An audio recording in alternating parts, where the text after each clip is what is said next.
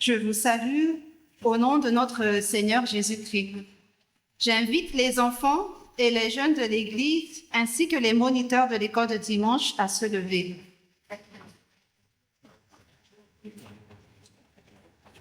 Nous allons chanter le cantique 786, strophes 1 et 2 avant la prière. Prions. Seigneur Dieu notre Père, nous te remercions pour ton amour et ta miséricorde envers nous chaque jour. Merci de nous avoir accordé ce moment dédié aux enfants et aux jeunes de l'Église pour écouter et recevoir encore tes paroles.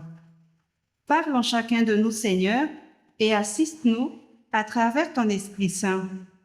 Et faites que tout ce qu'on va entendre aujourd'hui puisse germer de bons grains dans notre cœur.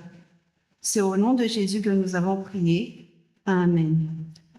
Vous pouvez vous asseoir.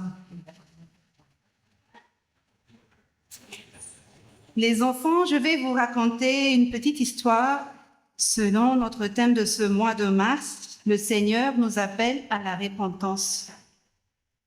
C'est l'histoire d'un papa et de son fils Noah de 14 ans.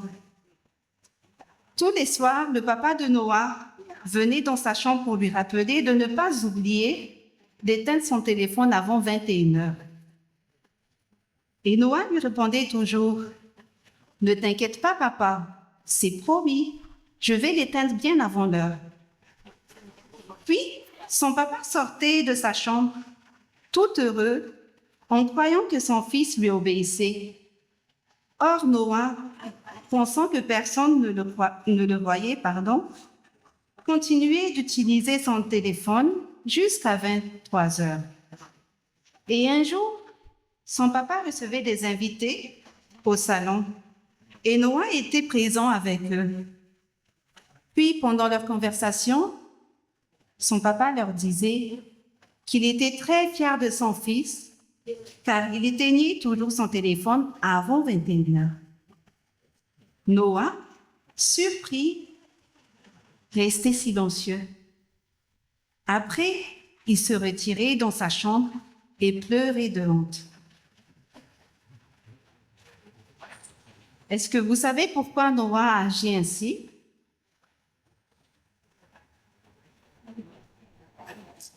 Les enfants, je m'adresse à vous, ainsi que les jeunes aussi. Est-ce que vous savez pourquoi Noah se retirait subitement dans sa chambre et pleurait de honte? Qui a une idée?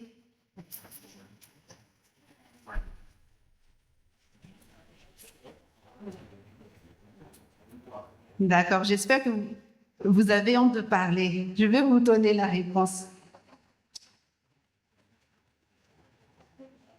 Il se retirait subitement dans sa chambre et pleurait de honte parce qu'il a ressenti beaucoup de regrets pour son comportement envers son papa. Il savait bien qu'il n'a pas suivi les instructions que son père lui avait données et qu'il le montait et le désobéissait pendant tout ce temps.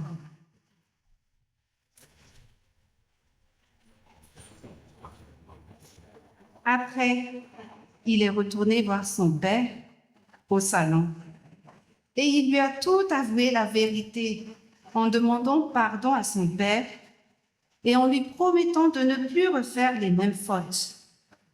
Désormais, Noah voulait changer son comportement envers son père. Face à cela, son papa a accepté sa confession et lui a pardonné en le prenant dans ses bras. C'est la fin de notre histoire. Les enfants, ça nous arrive souvent de se comporter comme Noah. Pensons que personne ne nous voit et on peut tricher, on peut mentir, on peut désobéir. Mais n'oublions pas que Dieu voit tout et il n'y a rien de caché devant lui. Alors, si nous savons qu'on a mal agi ou qu'on a commis des erreurs, ça peut être par une parole ou par une pensée ou par un acte. N'ayons pas peur, les enfants, d'admettre nos erreurs en priant Dieu qu'il nous lave de nos péchés et qu'il nous pardonne. Car notre Dieu est riche en bonté et en compassion. Et il est dit dans Luc chapitre 15, verset 10, qu'à chaque fois qu'un pécheur se détourne du mal et revient vers Dieu en se soumettant à lui, les anges de Dieu dans le ciel dansent de joie. Maintenant, je vous invite à ouvrir vos Bibles. Nous allons voir la première épître de Jean, chapitre 1, verset 9. 1 Jean 1, 9. Vous avez vu? 1 Jean 1, 9. Nous allons le lire ensemble. Au nom de Jésus. Si nous confessons nos péchés, il est fidèle et juste pour nous les pardonner et pour nous purifier du mal, de tout mal. Amen. Prions. Seigneur Dieu, merci pour ta parole que nous venons d'entendre.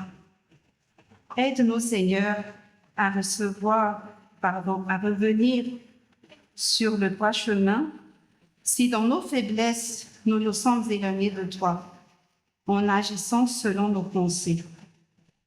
Que tu nous pardonnes, Seigneur. Nous te prions d'agrandir chaque jour notre foi en toi et apprends-nous à suivre tes lois. C'est au nom de Jésus que nous avons prié. Amen.